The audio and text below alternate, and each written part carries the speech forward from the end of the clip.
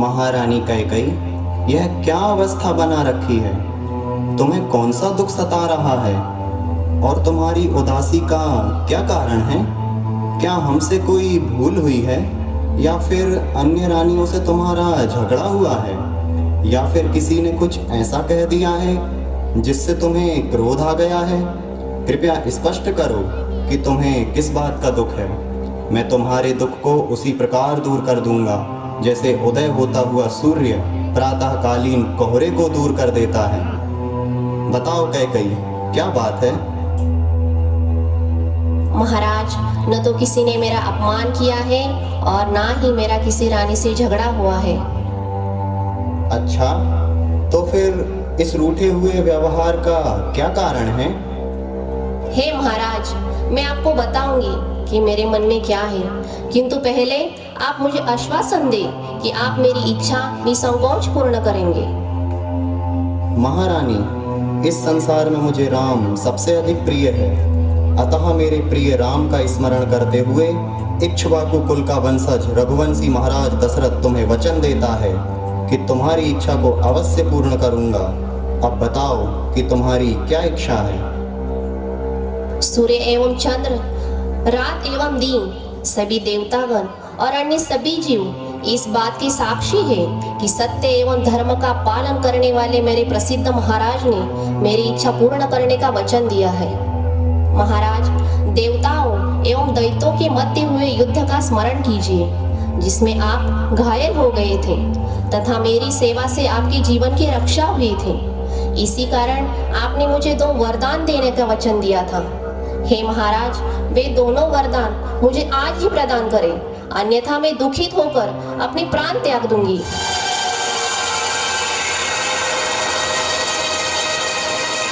ऐसा ना कहिए महारानी, कहिए आपको क्या वरदान चाहिए? मेरी पहली इच्छा है कि राज सिंहासन के उत्तराधिकारी के रूप में राम के अलावा भरत का राज्याभिषेक किया जाए, और मेरी दूसरी इच्छा है आज ही राम को 14 वर्ष वनवास के लिए भेज दिया जाए।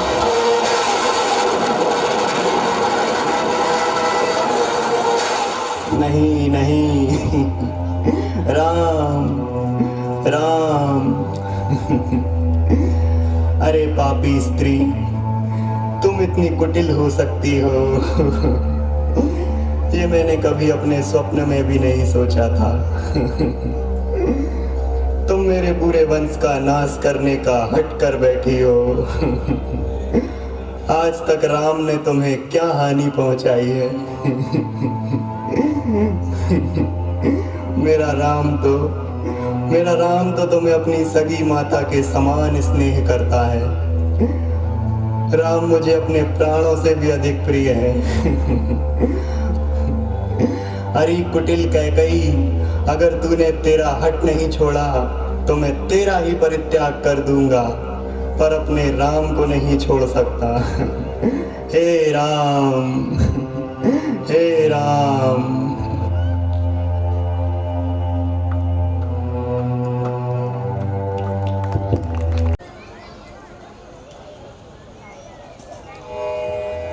प्रणाम पिताश्री।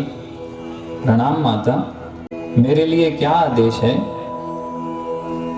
क्या बात है? आपकी आंखों में अश्रु? रणभूमि में जिसकी एक हुंकार से शत्रु के हृदय दहल जाते हैं, ऐसे मेरे नरसिंह पिताश्री की आंखों में अश्रु? आपको किस बात का दुख है पिताश्री? माँ, क्या बात है? पिताश्री के दुख का कारण क्या है माँ? क्या इनका स्वास्थ्य ठीक नहीं है? मैं राज्य वैद्य को बुला लाऊं? राम, जो दुख इन्हें है उसकी दवा कोई वैद्य नहीं दे सकता। इनके रोग का निवारण की औषधि केवल तुम्हारे पास है। मेरे पास? परंतु रोग क्या है माँ? तुम्हारा मोह। आज इनका पुत्र प्रेम इन्हें इतना दुर्बल बना चुका है कि ये अपनी धर्मपरायण परंपरा को भी कलंक लगाने को तैयार है। माता, मुझे क्षमा करें माता, परंतु आपके श्रीमुख से पिताश्री के लिए ऐसे वचन उचित नहीं। मेरे पिता तो धर्म और न्याय की मूर्ति हैं। वे ऐसा कोई कार्य नहीं करेंगे जिससे रघुवंश की कीर्ति को धक्का लगे माँ। वही तो कर रहे हैं तुम्हारे धीर और वीर पिता। मैं नहीं मानता पिताश्री, आप एक बार अपने मन की बात कहकर तो देखिए। आपके संकेत मात्र से आपका ये पुत्र राम हलाहल विष को भी पानी समझकर पी जाए, जलती हुई अग्नि में अपने आप को एक क्षण में झोंक दे। मैं आपको विश्वास दिलाता हूं पिताश्री कि आपके मुख से निकले प्रत्येक शब्द का मैं पालन करूंगा। बताइए क्या बात है माँ, आप ही मुझे पिताश्री के दुख का कारण बताइए, और ये भी बताइए कि उसका निवारण क्या हो सकता है। मैं बता तो दूं राम, पर मुझे संदेह है कहीं तुम अपने आदर्श पिता की तरह पीछे न हट जाओ। इससे बड़ा दुर्भाग्य मेरे लिए और क्या हो सकता है माँ, कि जिस राम को आपने अपनी गोद में खिलाया, आज उसी राम पर आप संदेह कर रही हैं। अवश्य ही मेरे पुत्र धर्म में कोई कमी रह गई होगी, जिसके कारण मेरे पिताश्री मुझसे बात नहीं करते और मेरी माता मुझ पर संदेह कर रही हैं। माँ मेरी ओर देखिए। माँ मैं आपका वही पुत्र राम हूं, आप निसंकोच होकर सब कुछ कह दीजिए माँ। ठीक है, तुम कहते हो तो मैं बताती हूँ। मैंने देवासुर संग्राम में महाराज के प्राणों की रक्षा की थी और उसी उपहार स्वरूप महाराज ने प्रसन्न होकर मुझे 2 वर दिए थे। आज उचित समय आने पर मैंने वो 2 वर मांग लिए हैं। अब ये इस दुविधा में है कि अगर वो उन 2 वरों की पूर्ति करते हैं तो इनके प्राणों से भी अधिक प्रिय पुत्र के साथ अन्याय होगा, और अगर नहीं करते तो युग युग तक जिस कुल की लोग कस्में खाते हैं उस उज्जवल राजवंश में धब्बा लगता है। वो दोनों वर क्या है माँ? मेरा पहला वर है तुम्हारी जगह भरत का राज्याभिषेक, और दूसरा वर तुम 14 वर्ष तक मुनियों की तरह तपस्वियों के वेश में वन में रहो। बस इतनी सी बात के लिए इतना विवाद था? अरे माँ ये तो बड़ी प्रसन्नता की बात है। राजा मैं बनूं या भरत, एक ही बात है माँ। छोटा भाई तो पुत्र के समान होता है। भरत के राज्य अभिषेक से मुझे उतनी ही प्रसन्नता होगी जितनी प्रसन्नता पिताश्री को मेरे राज्य अभिषेक से होती माँ।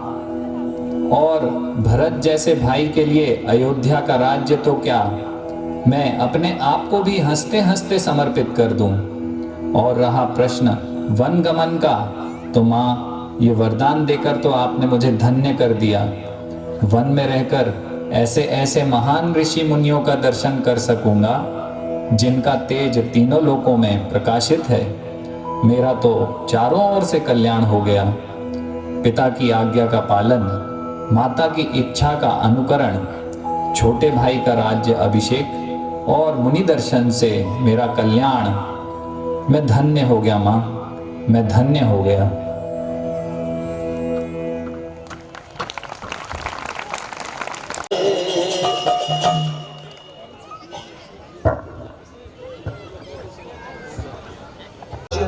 आपसे छीनकर उस भरत को दे दिया है। लक्ष्मण नाम पर मर मिटने वाले अभी तक जीवित हैं। मैं ये अन्याय कभी नहीं होने दूंगा। ये तो कैसी बातें कर रहा है लक्ष्मण? वो राज्य पिताश्री का है, वो जिसे चाहे दे सकते हैं। पर जो राज्य सर्वसम्मति से आपको दिया जा चुका है उसे एक नारी के कहने पर आपसे छीना नहीं जा सकता। अगर मुझे बोलने नहीं दिया गया तो ये मेरे शस्त्र बोलेंगे, और मेरे शस्त्र केवल एक ही भाषा समझते हैं, अन्याय का विरोध और अपराधी को दंड। संकट स्त्री मोह नहीं है लक्ष्मण, उनका संकट है धर्म। आज एक सत्यवादी राजा का धर्म एक पिता के धर्म से टकरा रहा है। एक और पुत्र का प्रेम और दूसरी ओर दिए हुए वचन की पूर्ति। लक्ष्मण, जो धर्मपरायण पिता की सेवा नहीं करता उसका ना तो कोई वर्तमान होता है और ना ही कोई भविष्य। हमारे पिता जैसे पिता तो बड़े भाग्य से मिलते हैं लक्ष्मण। तो क्या माता कैकेयी के अन्याय को हम ऐसे ही सह लें? मैं तो माता कैकेयी को दोषी ही नहीं मानता। बचपन से लेकर आज तक उन्होंने हमें कितना स्नेह, कितना दुलार दिया, वो भूल गए? अरे वो तो ममता की मूर्ति है। वो ममता की मूर्ति एक ही दिन में पत्थर की कैसे हो गई? आज उन्होंने प्रमाणित कर ही दिया कि सौतेला सौतेला ही होता है। संसार में कई बातें ऐसी होती हैं जो मनुष्य की समझ में नहीं आती। ऐसे हमें किसी को दोष नहीं देना चाहिए। इसे हमें अपने कर्मों का प्रारब्ध मानकर स्वीकार कर लेना चाहिए। ठीक है भैया, अगर आपके प्रारब्ध में वन जाना लिखा है तो लक्ष्मण का भी यही प्रारब्ध होगा। नहीं लक्ष्मण, वनवास केवल मुझे हुआ है, तुम्हें नहीं। भैया, लक्ष्मण आपसे अलग कब से हो गया भैया? मेरे क्रोध का इतना बड़ा दंड न दे मुझे। मैं आपके बिना अपने अस्तित्व की कभी कल्पना ही नहीं कर सकता। और आप ही तो कहते थे जहां राम है वहां लक्ष्मण भी होगा। मुझे अपने से अलग मत कीजिए भैया, अपने से अलग मत कीजिए।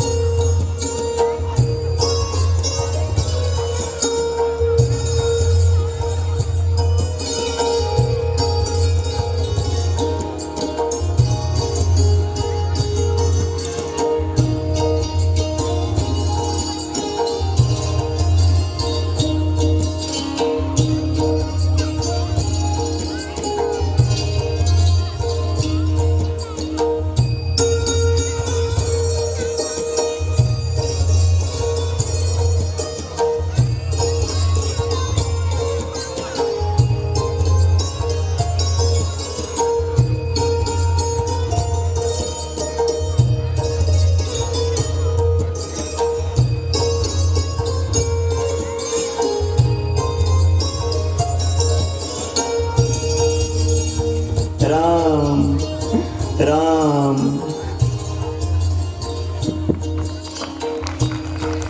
राम राम हरे हरे हरे कृष्ण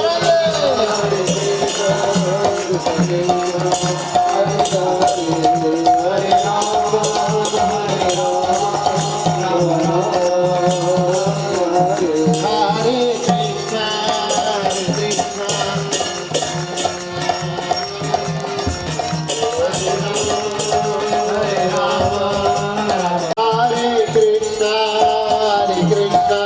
कृष्ण कृष्ण हरे हरे।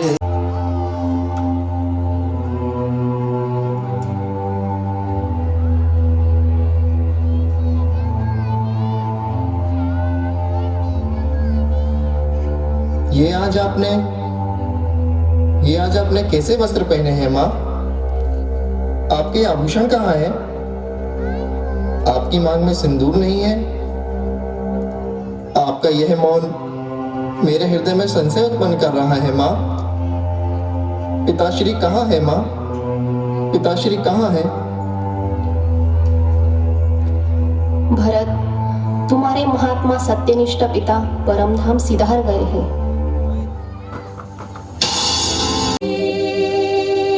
नहीं नहीं, मेरे हृदय की वो व्याकुलता, मेरे हृदय का वो भय अंततः फलीभूत हो ही गया माँ। वो अनहोनी हो ही गई माँ, वो अनहोनी हो ही गई माँ। धीरज रखो मेरे लाल, मृत्यु इस संसार का अटल सत्य है। तुम्हारे जैसे धीर और वीर पुरुष इस पर शोक नहीं करते। पिताश्री को ऐसा कौन सा दुख हो गया था माँ कि मेरे आने तक नहीं रुके? पिताश्री ने हमें अंत समय स्मरण तो किया होगा ना माँ? बताइए ना माँ, पिताश्री के अंतिम शब्द क्या थे? बताइए ना माँ, पिताश्री के अंतिम शब्द क्या थे? उनके अंतिम शब्द थे, हे राम। हे राम? तो क्या भैया राम भी पिताश्री के पास नहीं थे? नहीं भरत, तू नहीं जानता तेरी अनुपस्थिति में यहाँ क्या क्या खेल खेला गया। महारानी कौशल्या ने अपनी राजमाता की आकांक्षा को पूरा करने हेतु महाराज को अपने शब्दजाल में फांस कर राम का राज्याभिषेक सुनिश्चित कर दिया। पर मेरे होते हुए मैं तेरे साथ यह अन्याय कैसे होने देती? भला हो उस मंथरा का जिसने मुझे मेरे 2 वरदानों का स्मरण करवाया, और मैंने अपने पहले वर में तेरे लिए अयोध्या का पूरा राज्य और दूसरे वर में राम को 14 वर्ष का वनवास। राम के साथ सीता और लक्ष्मण भी चले गए बिना प्रयास के। भरत, अब यह अश्रु बहाने का समय नहीं है, इसलिए अब धैर्य धारण करो और एक आदर्श पुत्र की तरह इस अयोध्या के विशाल राज्य को संभालो। महाराज भरत, अरे तू कुछ बोलता क्यों नहीं और मेरी तरफ इतनी घृणा से क्यों देख रहे हो? मैंने जो कुछ भी किया तेरे भले के लिए किया है।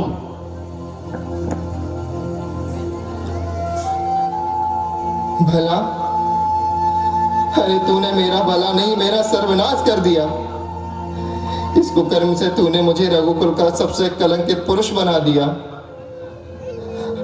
अरे पापिनी, कुलनाशिनी, इससे तो अच्छा होता कि मेरा जन्म होते ही तू मेरा गला घोंट के मुझे मार देती, ताकि आज मैं अपेश की मौत तो ना मरता। मेरे भाग्य की विडंबना तो देखो, मुझे रघुकुल जैसा उज्जवल वंश मिला। महान पराक्रमी सत्यनिष्ठ धर्मात्मा महाराज दशरथ जैसे पिता मिले। तीनों लोकों में पूजनीय और वंदनीय भैया राम जैसा बड़ा भाई मिला, और तुझ जैसी कुलघातनी और नीच माता के गर्भ से जन्म दिया गया। इससे बड़ा प्रयास और किसी का क्या होगा? भावनाओं के आवेश में आकर तू न्याय संगत बात को सोच नहीं रहा है। इस राज्य पर जितना अधिकार राम का है उतना तेरा भी है। तो क्या हुआ अगर राम के बदले तू राजा बन जाता है तो? न्याय संगत? अरे सबसे बड़ा अन्याय तो तूने किया है। स्वार्थ ने तेरी बुद्धि को कुंठित कर दिया है, इसलिए तू यह समझ ही नहीं पा रही है कि राज्य पर केवल बड़े भाई का अधिकार होता है।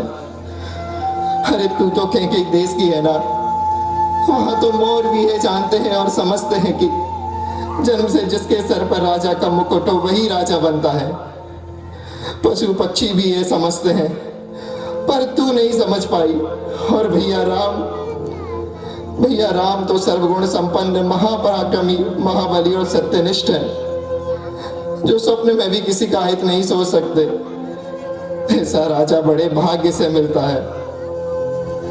ऐसे भैया राम को वन भेजने से पहले तेरी जीवा कट क्यों नहीं गई? उसमें कीड़े क्यों नहीं पड़ गए? मूर्ख है तू, हाथ आए भाग्य को ठुकराना चाहता है। अरे मेरा भाग्य तो उसी दिन फूट गया था जिस दिन मेरे भैया राम वन को चले गए। वह राम जो तुझे अपनी माता से अधिक प्रेम करते हैं, वह कौशल्या माता जो तुझे अपनी बहन से अधिक मानती है। अरे उनके इकलौते पुत्र को वन भेजने से पहले तेरी आत्मा ने तुझे झिटकारा नहीं? तेरा हृदय खंड खंड नहीं हो गया? तू मां नहीं है, तू वह नागिन है जो भूख लगने पर अपने ही अन्नों को खा जाती है। तू मानवता के रूप में कोई राक्षसी है, राक्षसी, जिसने अपने स्वार्थ को पूरा करने के लिए एक हंसते खेलते परिवार में आग लगा दी। नहीं, तू माता नहीं, तू माता के नाम पर कलंक है। नहीं भरत, नहीं। अगर माता तेरे जैसी होती है तो संसार के सारे प्राणी बिन माता के रहना पसंद करेंगे। यदि भैया राम के सिखाए गए मूल्यों का स्मरण ना होता और यदि तू नारी ना होती तो तेरे इस घोर अपराध के लिए मैं तुझे वो दंड देता जो यमराज के नियम में भी नहीं है। नहीं भरत, पर मैं ऐसा नहीं करूंगा, क्योंकि मुझे वह है कि मेरा ऐसे करने पर भैया राम मेरा परित्याग ना कर दे। इसीलिए विवश हूं, इसीलिए विवश हूं। पर एक कार्य मैं कर सकता हूं कि आज के बाद ना तू मेरी माँ है और न मैं तेरा पुत्र। भरत, अपनी माँ को माँ नहीं मानने वाला पुत्र नरक का अधिकारी होता है। मैं तेरी माँ हूँ भरत, मैं तेरी माँ हूँ। नहीं नहीं, मुझे जन्म जन्मांतर तक नरक में रहना स्वीकार है, पर तुझे माता कहना स्वीकार नहीं। आज समस्त सृष्टि को साक्षी मानकर यह दशरथ पुत्र भरत कहीं कहीं का परित्याग करता है, कहीं कहीं का परित्याग करता है। नहीं भरत, नहीं। और आज के बाद तेरे इस भवन में लौट कर कभी नहीं आऊंगा, कभी नहीं आऊंगा, कभी नहीं आऊंगा। वह आ गया। भाभी जी, जब तक हम ना कहें आप कुटिया से बाहर ना निकले। भैया, वह आ गया है और आप भी अपने धनुष बाण लेकर तैयार हो जाइए। कौन आ गया है लक्ष्मण? वही आपका लाडला भारत। भरत? भरत आ रहा है? अयोध्या का राज पाकर भी वो असुरक्षित अनुभव कर रहा है। उसने सोचा कि हम दोनों को वन में ही मारकर अपने मार्ग को हमेशा हमेशा के लिए निसंकट कर देगा। उसकी मां ने जो किया, क्या वह कम था जो हमें यहां भी चैन से नहीं रहने देना चाहता? ये तो कैसी बातें कर रहा है लक्ष्मण? भैया, आज आप मुझे मत रोकना। आज मैं भरत को जीवित नहीं छोड़ूंगा। राजमत पाकर अच्छे अच्छों की बुद्धि भ्रष्ट हो जाती है। अरे इंद्र जैसे देवता भी राजमत में उचित और अनुचित भूल जाते हैं। लक्ष्मण, राज का मद इंद्र जैसे देवताओं को तो हो सकता है, पर मेरे भरत को नहीं। अरे उसका स्थान तो देवताओं से भी ऊंचा है। अयोध्या तो क्या, तीनों लोगों का राज्य भी मेरे भरत को दे दिया जाए तो मेरे भरत को कभी राज्य का मद नहीं हो सकता। मैं उसे अपने से अधिक जानता हूं। आप सभी को अपने जैसा भोला समझते हैं। भरत आपकी दृष्टि में साधु हो सकता है, पर मेरी दृष्टि में नहीं। अगर उसके मन में कपट ना होता तो अपने साथ पूरी सेना लेकर नहीं आता। मैं नहीं मानता लक्ष्मण, मैं नहीं मानता। भैया, भरत,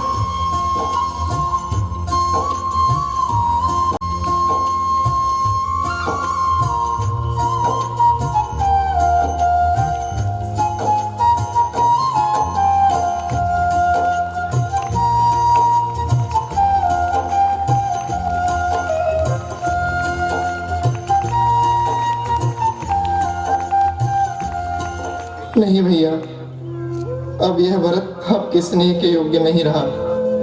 तो मैं सबसे बड़ा अपराधी हूँ। जिसे अयोध्या की महारानी होना चाहिए था, आज वह मेरे कारण तपस्विनी की भांति वन में भटक रही है। मेरा जन्म आप सभी को दुख देने के लिए ही हुआ है। लक्ष्मण, मेरे भाई, मुझे क्षमा कर दे, मुझे क्षमा कर दे। भैया, मुझे क्षमा कर दीजिए। भैया, मेरे मन में आपके लिए क्रोध आ गया था। मैंने आपके ऊपर धनुष उठाया। अरे उठाया तो बगले चलाए क्यों नहीं? मुझ जैसे पापी को मारने से तुम्हें कोई दोष नहीं लगता। मैं मर गया होता तो यह कलंकित मुख लेकर भैया राम के समक्ष तो न आया होता। यह तू कैसी बातें कर रहा है भरत? तुम्हारे जैसा भाई न कभी हुआ है न कभी होगा। पर तुम सब कुछ छोड़कर यहाँ क्यों आ गए भरत? माताएं और पिताश्री सब ठीक तो है ना? भैया, क्या हुआ भरत? भैया, पिताश्री, भरत, मेरा मन व्याकुल हो रहा है। क्या बात है? आपके मन की व्याकुलता उचित है भैया। पिताश्री हम सबको छोड़कर परलोक सिधार गए भैया। पिताश्री, पिताश्री। भैया, हम अनाथ हो गए भैया। लक्ष्मण, लक्ष्मण।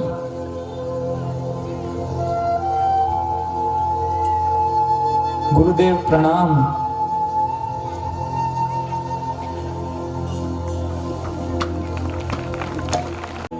तुम धर्म के ज्ञाता हो। तुम यह अवश्य ही जानते हो कि भरत तुम्हारे पास एक याचना लेकर आया है और यहाँ उपस्थित हम सभी उस बात का समर्थन करने का भाव रखते हैं। हे पूज्यवर, गुरु की आज्ञा सर्वदा मंगलमय होती है। धर्मानुसार आप जो भी आज्ञा देंगे मैं उसका पालन करूंगा। भरत तुम्हारा भाई करुणा सिंधु है। तुम उससे अपनी बात निसंकोच होकर कह सकते हो।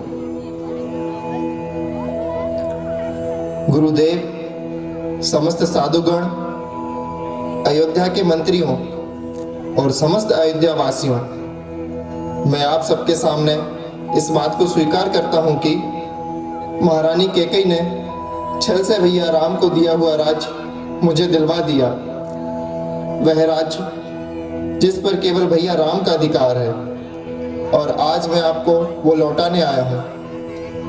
आप ये राजा विहीन राज्य को स्वीकार करके पिताश्री के मनोरथ को पूरा कीजिए और हमें प्रायश्चित का एक अवसर दीजिए।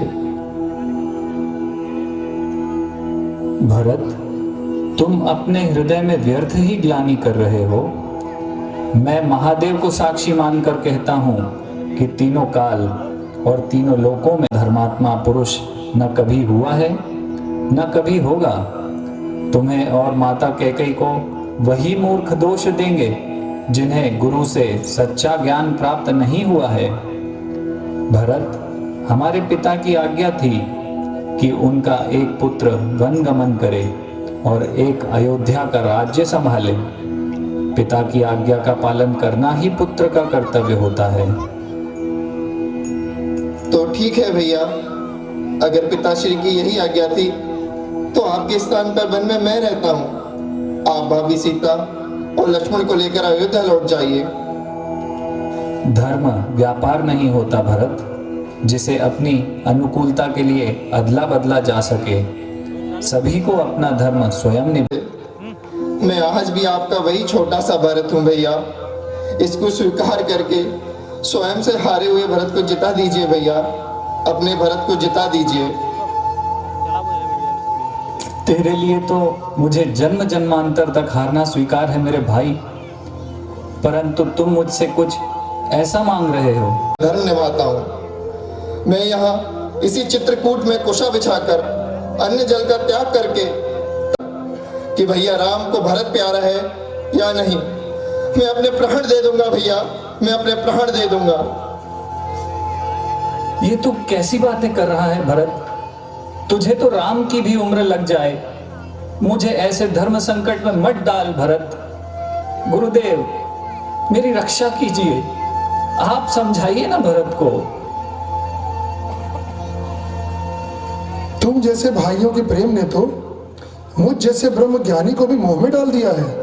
महाराज जनक, महाराज दशरथ के बाद दोनों परिवारों में आप श्रेष्ठ हैं। आपका निर्णय सभी को मान्य होगा। अब आप ही बताइए कि इस अवस्था में हम क्या करें। श्री राम और श्री भरत, इन दोनों में महान कौन है, इसका निर्णय तो स्वयं ब्रह्मा भी नहीं कर सकते। दोनों में प्रेम और त्याग की पराकाष्ठा है। इतिहास में राज्यों को पाने के लिए कई युद्ध हुए और होते रहेंगे, पर अपने हाथ में आया हुआ राज दूसरे को देने का यह युद्ध ना तो कभी हुआ है और ना कभी होगा। सत्य और असत्य में किसी एक का पक्ष लेना सरल है, पर जहां दोनों ओर सत्य हो वहां एक का पक्ष लेना अत्यंत कठिन हो जाता है। अतः इस कठिन परिस्थिति में भी भगवान शंकर से प्रार्थना करता हूं कि वे जैसा उचित समझे मुझे प्रेरणा दे। राम धर्म के प्रति तुम्हारी दृढ़ता देखकर आज देवता भी तुम्हारी वंदना कर रहे हैं। धर्म हम सबको जोड़कर रखता है। धर्म के कारण हम सबका अस्तित्व है। धर्म से बढ़कर और कुछ भी नहीं। परंतु प्रेम एक ऐसी नीति है जो धर्म की मर्यादा में रहकर भी धर्म से परे है। वह प्रेम ही है जो इस लोक में रहने वाले लोगों को उस लोक में रहने वाले भगवान से जोड़ देता है। ये आज भरत का पलड़ा भारी है। भरत, तुम्हारी जीत हुई, परंतु स्मरण रहे प्रेम नीति के कुछ नियम होते हैं जो उसकी पवित्रता को बनाए रखते हैं। प्रेम का यही लक्षण है कि वह अपने स्वामी से कुछ नहीं चाहता, केवल निस्वार्थ भाव से उसकी सेवा करना चाहता है। इसलिए जाओ और वह कहे उसे प्रेम की सेवा समझकर करो।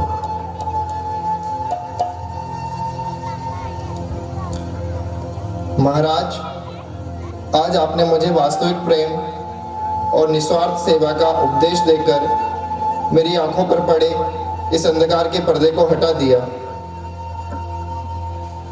बताइए भैया, आपके सेवक के लिए क्या आज्ञा है? तेरे इस प्रेम के सामने यह राम हार गया। जो राज्य तुम मुझे देने आए हो मैं उसे स्वीकार करता हूँ, पर पिताश्री के अनुसार 14 वर्षों तक यह राज्य तुम संभालो। 14 वर्षों के बाद आकर मैं यह राज्य तुमसे ले लूंगा भरत। यदि आपकी यही इच्छा है भैया तो ठीक है, पर स्मरण रहे भैया, अगर आपके आने में एक दिन की भी देरी हुई तो आपके चरणों की सौगंध खाकर कहता हूं कि आप भरत की जलती हुई चिता देखेंगे भैया। नहीं भरत, मैं तुम्हें वचन देता हूं कि मुझे आने में एक दिन का भी विलंब नहीं होगा। भैया, यदि मैं कुछ मांगूंगा तो क्या आप दोगे? अरे पगले, पूछता क्या है, बोल क्या चाहिए? भैया, मुझे अपनी चरण पादुका दे दो भैया। चरण पादुका?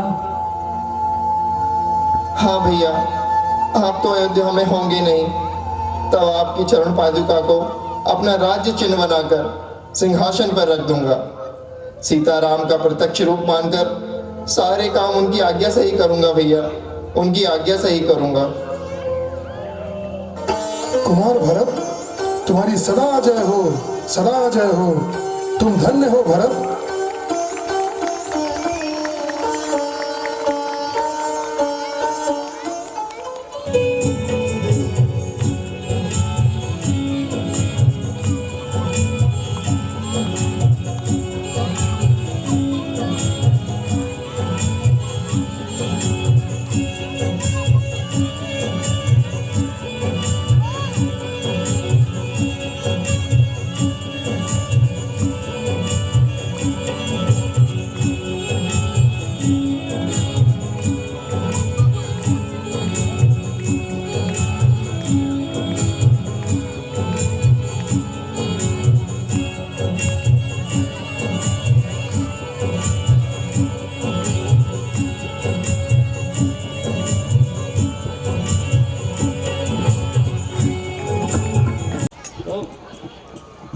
अभी ये जो नाट्य प्रस्तुति हुई है इसके बाद प्रसादम होगा कुछ समय बाद। तो सर्वप्रथम हम हरे कृष्ण महामंत्र बोलेंगे। तो किसी का स्वागत करना है, सत्कार करना है, जो भी करना है उसमें हम हरे कृष्ण महामंत्र बोल के ही करते हैं। तो सभी दोहराइएगा, बहुत सरल मंत्र, कितनी अच्छी लगी है ना। तो उसके अनुसार आप ये मंत्र बोलिएगा। चलिए मेरे पीछे दोहराइए, हरे कृष्णा हरे कृष्णा हरे राम राम राम हरे हरे। तो लगता है कि उतना इसमें कोई हानि नहीं है, तो फिर से दोहराएंगे, हरे कृष्णा कृष्णा कृष्णा हरे हरे हरे राम राम राम हरे हरे। ये थोड़ा सा कठिन कार्य है भगवान की सेवा में, कोई पुरुष स्त्री बन जाए, है ना। ऐसा सामान्यतः लोग पसंद नहीं करते, लेकिन ये भक्त भगवान की सेवा के लिए इसको भी स्वीकार कर लेते हैं, कुछ भी करने को तैयार है भगवान की सेवा में। इनका ये समर्पण है। भक्त देवेंद्र बने हुए थे भरत, दशरथ की कौन खड़ा है यहाँ पे, आप लोग तो पहचान नहीं पाएंगे। तो उसके बाद जनक महाराज बने हुए थे भक्त सत्यम, गुरु वशिष्ठ बने हुए थे लोक बंधु प्रभु। कैकेयी का बहुत सुंदर प्रस्तुतिकरण किया, इतना अच्छा तो कोई अगर हम किसी माता को बनाते तो वो भी नहीं कर पाती जितना अच्छे से मोहित ने निभाया है। तो ऐसे ही आप सब हमें ये दिव्य संदेश नाट्य प्रस्तुति के सरल प्रस्तुतिकरण के माध्यम से देते रहिए, इसी आशा से हम फिर से इनका उत्साह वर्धन करेंगे। एक और बार हरे कृष्ण महामंत्र बोलेंगे, हरे कृष्णा कृष्णा कृष्णा हरे हरे हरे राम राम राम हरे हरे हरे कृष्णा। के लिए प्रसाद है, तो उसके लिए कुछ सूचनाएं हैं जिससे आप व्यवस्थित तरीके से प्रसाद ले पाए सुविधा पूर्वक। तो सिस्टम ये रहेगा प्रसाद का कि अभी जो भक्त स्वेच्छा से सेवा करना चाह रहे हैं, सर्विंग सेवा, प्रसाद वितरण, और जिन भक्तों के नाम हैं, तो जो विवाहित ग्रस्त भक्त है वो उस साइड चले जाएंगे टेबल पर, जो प्रसाद सर्विंग करना चाहते हैं, और जो नवयुवक है वो इसी साइड रहेंगे। ये हमारे 2 काउंटर लगे हुए हैं, तो आप लोग सर्विंग वाले जो वितरण करना चाहते हैं वो यहाँ आइए, हम आपको बताएंगे।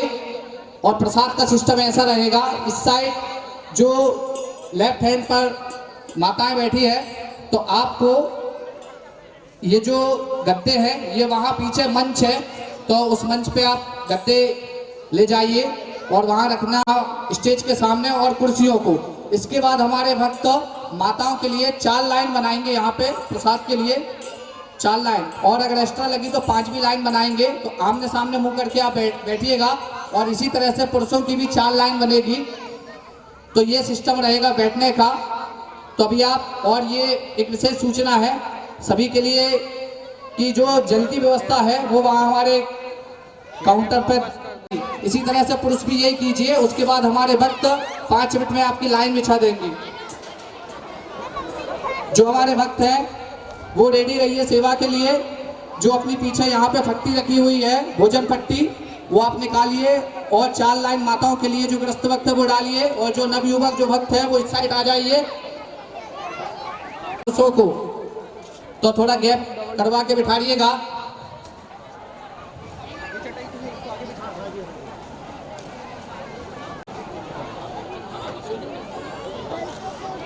ठीक है, तो अभी थोड़ी सी लेट या जो भी सामान मिले बैठने के लिए, आप लोग जो खड़े हैं वो पीछे स्टेज से उठा लाइए। और ये जो मरकरी सेट लगाया सेंट्रल पॉइंट में, वहां से पुरुषों की एक लाइन सीधी डाल दीजिए आप। हमारे वक्त फट्टी लेकर आ रहे हैं, वो आमने सामने बीच में सर्विंग वक्त निकल जाए। इस साइड पुरुषों में वो नेट आ गई है, तो जो लोग खाली हैं वो यहाँ पे 2 लाइन लंबी लगाइए। लंबी में गोल मत बिठाइए, जो वक्त फट्टी बिछा रहे याद रखिए उनको लंबे में बिठाइए। सर्विंग में गोल में भक्तों को दिक्कत होगी।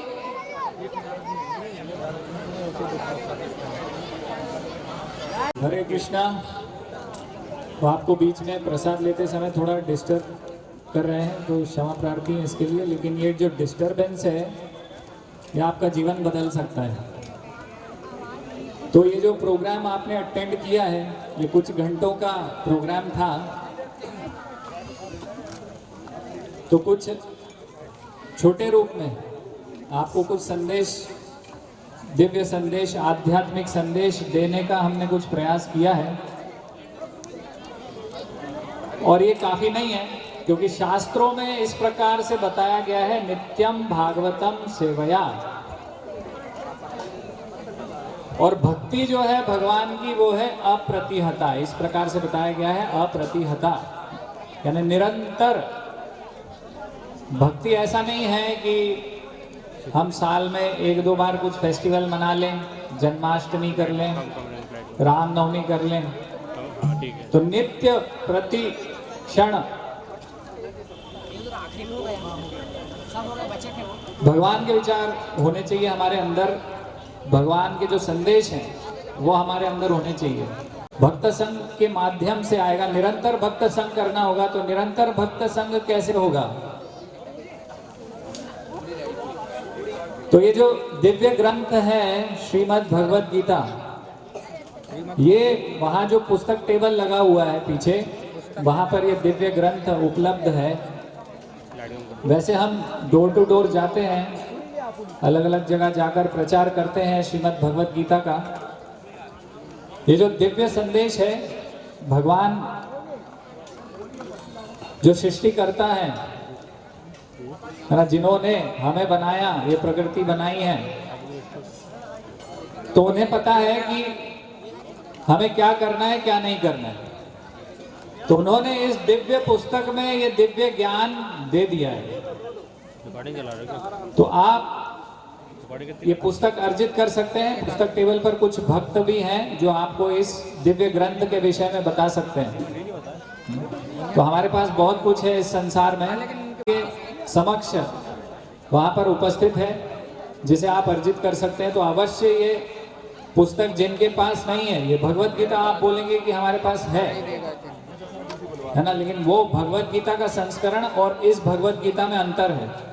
तो श्रील प्रभुपाद जिनका यहाँ पर फोटो लगा हुआ है,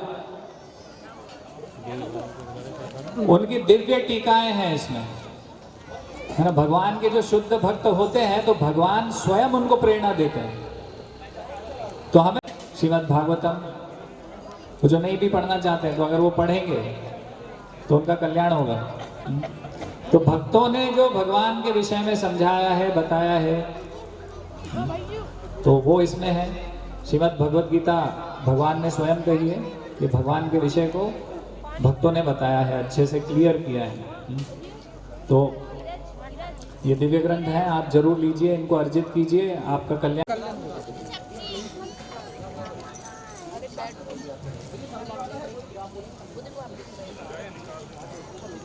ठीक है, तो भक्त जूस और स्वीट दोनों चालू कर दीजिए, रसना भी गिलास में दीजिए, और जो हलवा है वो, तो ये 6 आइटम है। आपकी प्लेट में कोई छूटे नहीं, आप वेट कीजिए। हर लाइन में हमारे भक्त आएंगे आपके पास, थोड़ा टाइम लग सकता है लेकिन सारी चीज आपको पर्याप्त मिलेगी। हरे कृष्णा।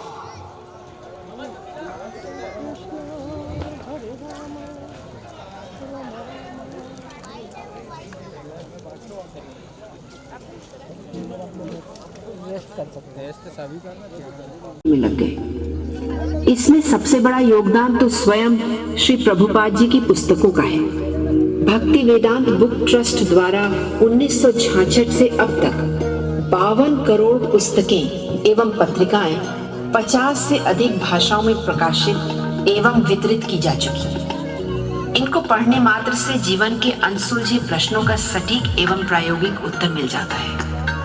श्री प्रभुपाद जी द्वारा इस्कॉन की स्थापना के समय चिन्हित अधिक देशों में भक्त 20 लाख से अधिक लोगों को मुफ्त भोजन प्रदान करते हैं, जिनमें बेघर और बेसहारा बच्चे और बूढ़े शामिल हैं। इसका प्रमाण है विद्यालय में दिया गया प्रसिद्ध भाषण, जिसके दौरान वो याद करते हैं कि किस तरह हर रविवार रात को 7 मील चलकर वो हरे कृष्ण मंदिर जाते थे, ताकि उन्हें सप्ताह में एक वो वेट कीजिए, वक्त आएंगे एक राउंड के लिए।